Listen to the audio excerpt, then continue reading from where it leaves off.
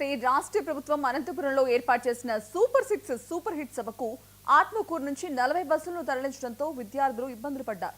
ప్రభుత్వ పాఠశాలకు ఇంటిగ్రేటెడ్ హాస్టల్కు 3 కిలోమీటర్ల దూరం ఉండడంతో ప్రతిరోజు ఆర్టీసీ బస్సులోనే విద్యార్థులు వెళ్తూ ఉంటారు. విద్యార్థులను పాఠశాలకు తరలించేందుకు బస్సులు లేకపోవడంతో ట్రాక్టర్ సహాయంతో విద్యార్థులను ఇంటిగ్రేటెడ్ హాస్టల్ నుండి పాఠశాలకు తరలించారు. దీనిపై విద్యార్థులు స్థానికులు ఆగ్రహం వ్యక్తం చేస్తున్నారు.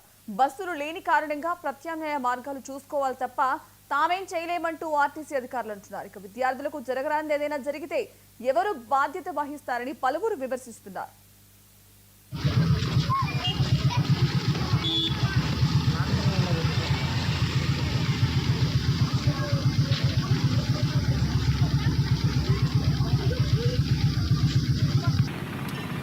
అనంతపురంలో ఓటమి ప్రభుత్వము ఈరోజు టీడీపీ జనసేన బీజేపీ కలిసి అనంతపురం నిర్వహిస్తున్నటువంటి సూపర్ 6 సూపర్ హిట్ పేరుతో పెద్ద ఎత్తున బహిరంగ సభ నిర్వహిస్తా ఉన్నారు.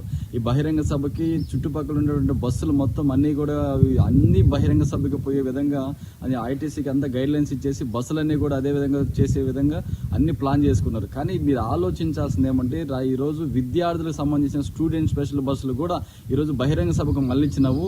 ఈరోజు విద్యార్థులు ఈరోజు స్కూల్స్కి వెళ్ళాలంటే అనేక అగచారులు పడుతూ ఉన్నారు. దారుణమైన పరిస్థితి ఏమంటే అనేక చోట్ల ట్రాక్టర్లలో పెట్టి సరైన ట్రాన్స్పోర్ట్ లేకుండా ట్రాక్టర్లో పెట్టి ఏదో పొలాలకి కూలి వాళ్ళని తీసుకెళ్లే విధంగా విద్యార్థులు తీసుకుపోతా ఉన్నారు.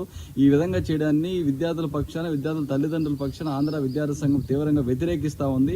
ఏదైతే విద్యార్థులకి ఈ యొక్క అనంతపురం బహిరంగ సభ పెడుతున్నట్టు బహిరంగ సభ ద్వారా వీళ్ళు జరుగుతున్నటువంటి నష్టం ఏదైతే ఉందో, ఈ ట్రాన్స్పోర్ట్ విషయంలో ఏదైతే ఉందో, ఉన్నత అధికారులు ఆర్టీసీ అధికారులు కూడా ఈ విధంగా చేయడానికి మేము తీవ్రంగా వ్యతిరేకిస్తా ఉన్నాం. దీనికి కారకులైనటువంటి ఈ యొక్క అధికారుల మీద తక్షణ చర్యలు తీసుకోవాలని చెప్పేసి మేము డిమాండ్ చేస్తా ఉన్నాం. ఈరోజు అనంతపురంలో ఓటమి ప్రభుత్వం